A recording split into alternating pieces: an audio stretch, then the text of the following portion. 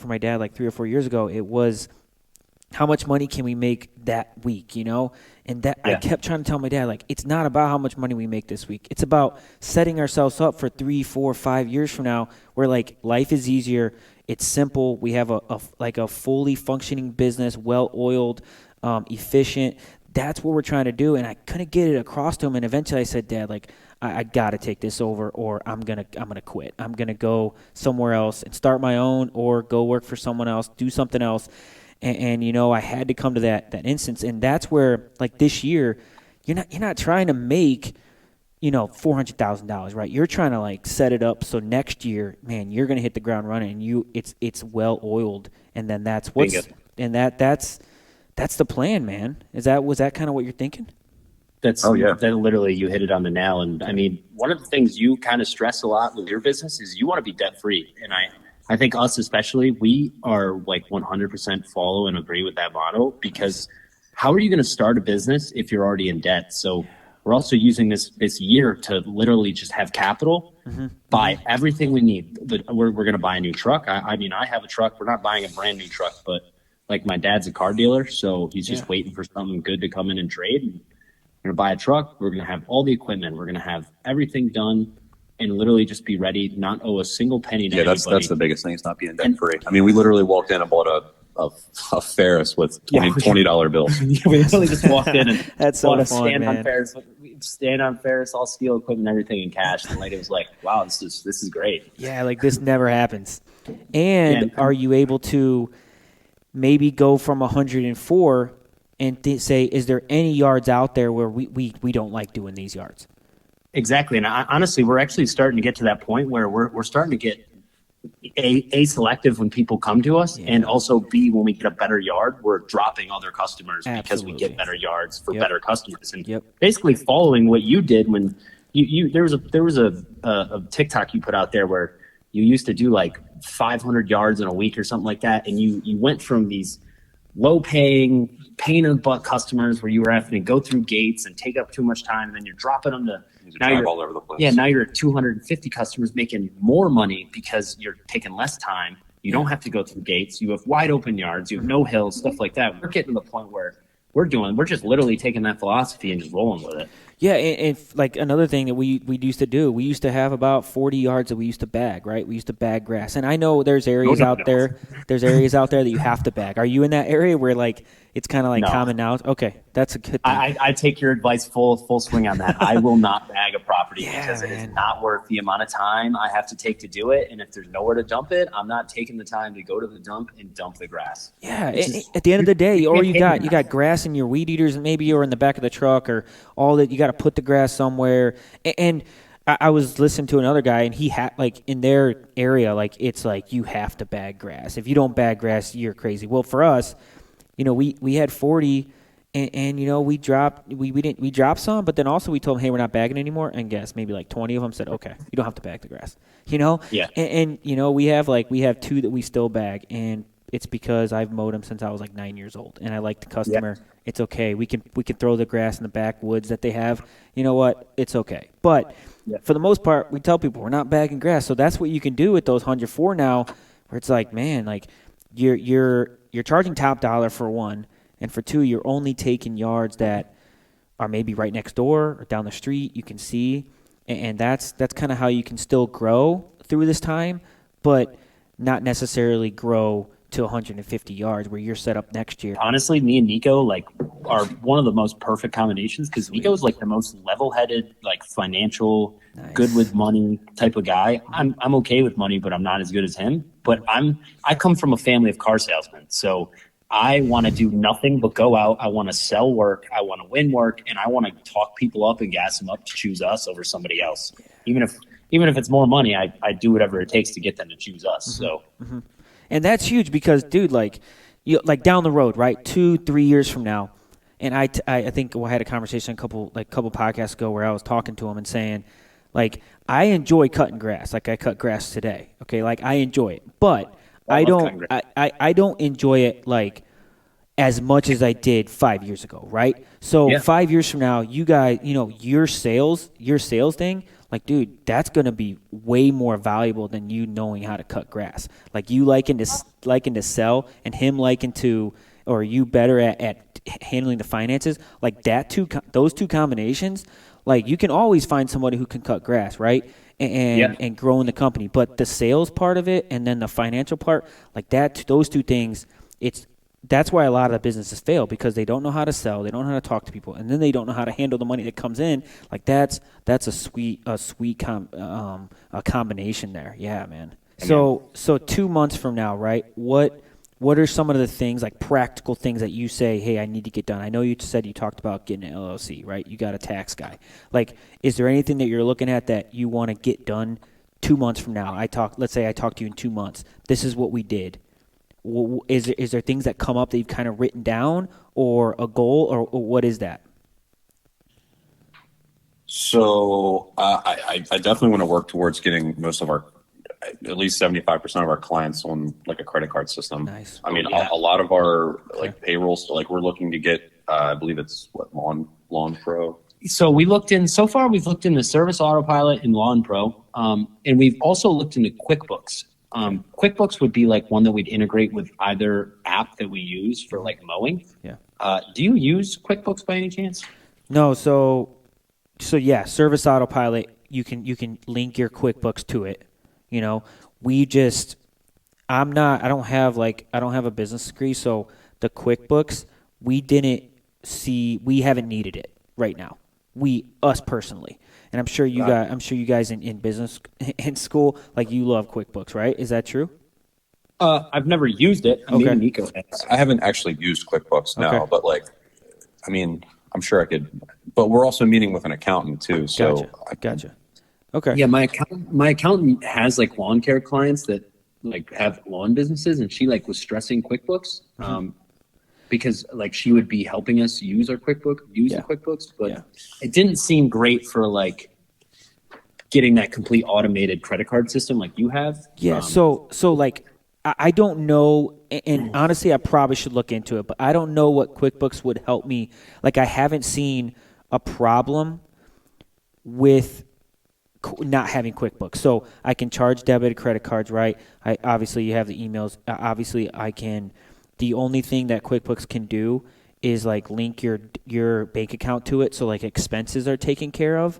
Like, you can like track your expenses and like receipts, but you can track your expenses on Service Autopilot. It's just not automated. That's the only difference. Yeah, and like QuickBooks, it takes your bank statement too. That was another thing that I saw was really cool. Like, every week it uploads your bank statement from your bank, so it's like real time keeping track of like what you're spending and what you're earning. Yeah, and that, honestly, like, QuickBooks, we thought about doing it, but we haven't seen. That's the only thing we would need it for, right? Like, the Service Autopilot. I don't know how Lawn Pro is. I've only used Service Autopilot because we didn't have a software program 3 years ago. So when I took over, we already had 250 lawns, or like 175 lawns and like some 250 clients, and we were already big enough to where Service Autopilot was the way to go. And being able to, the CRM, the dispatching jobs, the apps that all my crew guys have, the crew leaders have, where they know they don't have to take sheets of paper. They have the app on there, and it's in order, and building the routes and emailing all your clients with the click of a button, charging cards. Like, Service Autopilot for us has, I wouldn't try anything else because it's so good for me. But it is, it's about $100 a month base, and then if you add like apps for your phone, it's like $10-15 extra each month. But I don't know. I haven't looked into Lawn Pro. What does Lawn Pro offer? Do you know? Like, what is the benefits of that?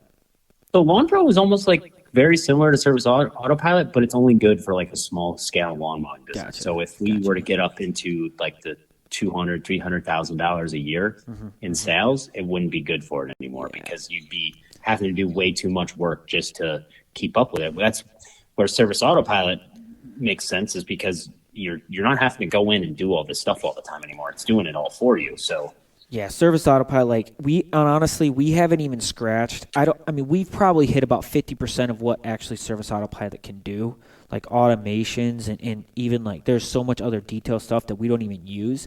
Where even if you got huge, you could use service autopilot on a bigger scale. And the problem with using Lawn Pro, you could probably handle it right now, is when you get bigger, then you have to take the time to switch all of your stuff over. Yeah. So that's a benefit of, and I've heard people say that before, that's a benefit of if you're already at 75 yards and growing, then why get a software program that's not going to handle you if you double, That's kind of my take on it. But I do think QuickBooks could help our business. I haven't felt that like need too much yet, so we haven't done it. But I do think if an accountant, our accountant hasn't said, hey, you should probably try QuickBooks. So if your accountant does it, maybe I would look into it. But obviously a software program. Right now, how do you do your lawns right now? How do you build your routes right now? So you guys laugh. Hey, the laugh makes me flash back to 4 years ago before I took over, because it was Excel spreadsheets and it was on paper and pen. That's exactly what we do, dude. Oh, dude, that's funny. Dude, that's funny right as there. soon as I started listening to your podcast, and I was like, dude, I need to get on this guy's level, because I'm so sick and tired of being sick and tired of dealing with spreadsheets all day. Like, dealing with spreadsheets, having to go through it every Sunday, like make my schedule, make sure everybody's in the right order. And it's just like, it's great to see how like great big groupings I have per like area, but like it's such a pain in the ass compared to having like service autopilot or something like that, which is why I'm trying to transition. So before I got service autopilot, I had an app called Route for Me. I actually still have that app. So if I'm like, let's say I don't know, something random, not with the business, like I have like 6 addresses I want to go to. I teach Sunday school for a 7th grader, so let's say I had to go to all of my 7th grade class. So I wanted to put them in the fastest order. Route for Me is actually decent. And you have to pay for like up to like, I think it's like 50 or over. I don't know, maybe 10, 20 over. I don't even have to use it in a while. But that's an app that's like was like free.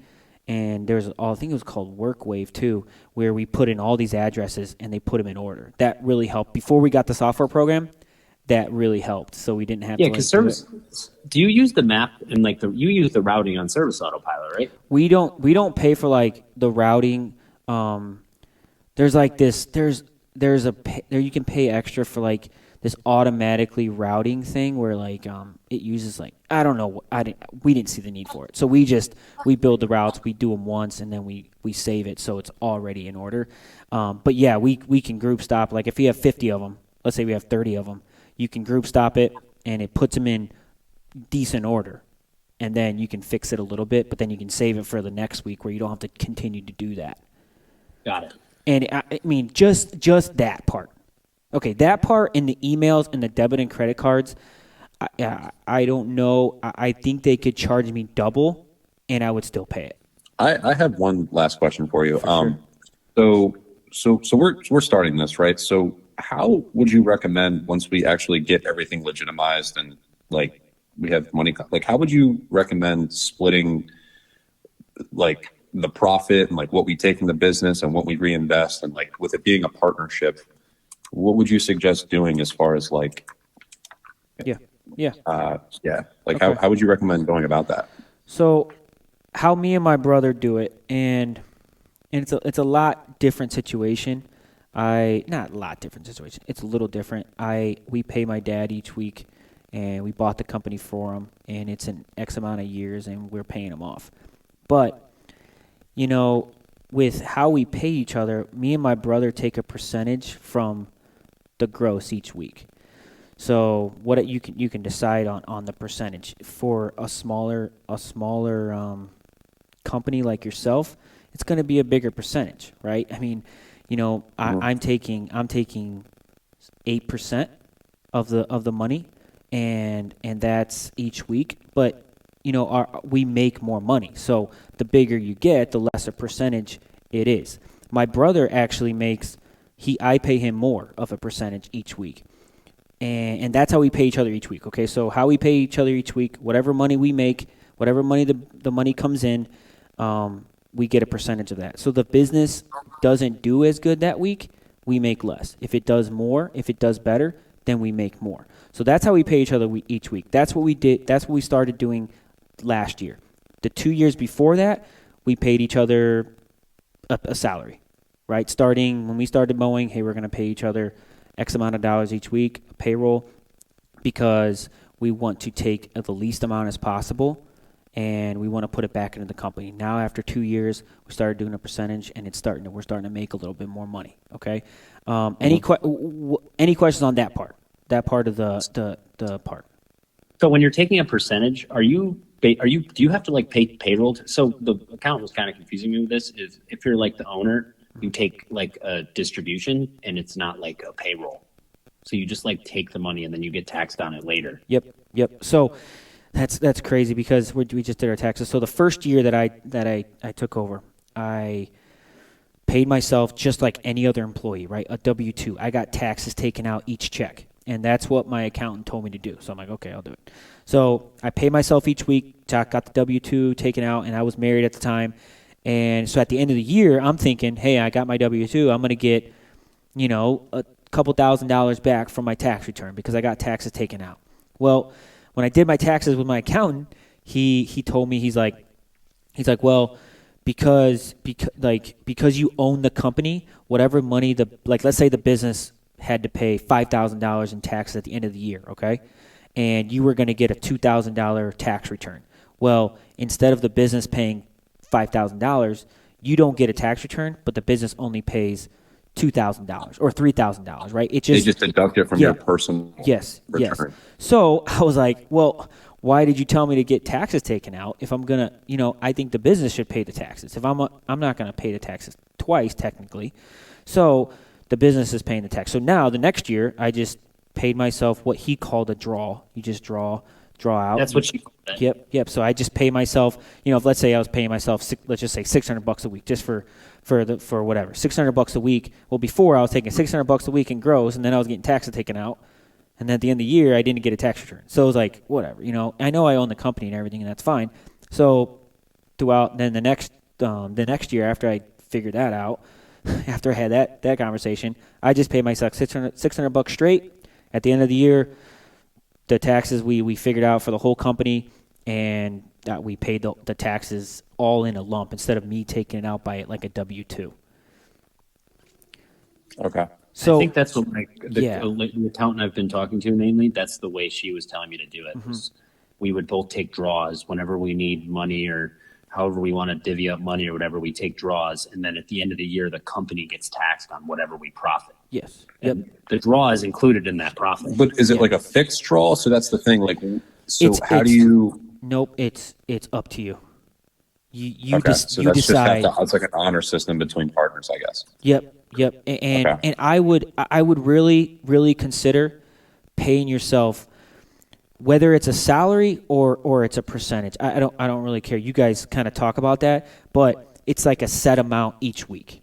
I was also going to ask you, like, as you start to scale and grow, like, I guess marginally, would you adjust the amount that you would take or write yourself? Meaning, yes. Like, I think you said before you take 8%. Yes. Which doesn't sound like a lot, but because you're so much bigger than us, you're actually making a lot more. Exactly. So, like, as we start to grow, we would adjust. We would start to lower and lower. Does that make sense? Yeah. No, absolutely. So, like, let's say you're doing 250,000, right? Let's just say you got 250,000 and you're taking, 10%, which doesn't sound like a lot, but that's $25,000. That's not a lot of money to live on, right? So you're going to need to take more. But if you get to 500,000. Right, whatever the percentage is. Let's just say whatever the percentage is. Like if you make twice as much money, you could in all reality make half the percentage and still make the same. So yeah, you're definitely adjusting it, and I'm still learning. Right, I'm still learning what's the best way to pay me and my brother. And as of right now, this is what I think is the best way for me and my brother to pay ourselves and still keep money in the company, right? Where if for me, a percentage, if like 3 weeks ago we only brought in, like $4,000. Well, our paycheck was a lot less, than that. Well, this week last week we brought in $15,000. we're still taking the same percentage away from the company. We're not hurting the company. That's why I liked it. That's why I like that model, because we're still taking the same percentage away from the company. Hey man, I appreciate you. I appreciate you guys. I know that the people that listen to this podcast are going to be motivated and going to be helped. So, hey, if you guys need anything, let me know. All right, brother? Yeah, I'd love to reach back out to you in a couple months just Absolutely. to like Yep. check in with Yeah, you. just to like chat and like be friends, just to like have that connection. I mean, we Yep. really appreciate Yep. like everything you put out there, and I mean, honestly, you taking the time just to help us out is huge, and mainly like one of the big motivational things to get us where we're at. So, I mean, watching you every day when you put stuff out is really great, man. Hey, everybody's busy, but I love doing the podcast because I talk to guys like you, man. I appreciate you guys. Have a good one, Kevin. Have a good one, Niko. Hey, Thanks. have a good night. Thanks, Yep. James. See ya. See ya. Hey, like I said multiple times, if you listen to that whole conversation, you were encouraged. Two guys who had a lawn care company that I know how to cut grass. I'm going to post on Facebook. And now both of them are quitting their jobs next year. They have 104 yards. They're quitting their job to pursue it. On the same page, friends. I mean, dude, that's a motivation right there. You know, that's why you do business, right? It's a long hours, man. You heard them. It's not easy. It's 80 hours, 90 hours sometimes a week, sun up to sundown. But they have a goal, right? They have a dream, and that dream is big enough and clear enough and worth it, right? It's worth it to spend 80 hours and 90 hours to change their life. They don't want to work for somebody. I think Kevin was the one I talked to. He loved skiing, and in the winter he was not scared, but nervous to talk to his boss, and hopefully they give him the weekend off, so he can go and go skiing or go snowboarding. And that's not what he wants. He wants to be off in the winter so he can do whatever he wants. So if you have that dream, if you have that goal of becoming an entrepreneur, becoming a business, and you're at that crossroads, be smart about it. You know, talk to a counselor, talk to a mentor. But ultimately, dude, you just got to do it.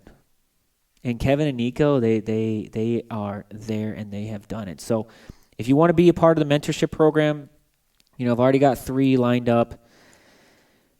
Once a month, we're talking, you know, we're having a 4-hour, 2, 3, 4-hour conversation, whatever the case may be, to go over your business at the beginning and let's see where you want to be at. And then I went over the 6 months. I went through our business for the last 3 years.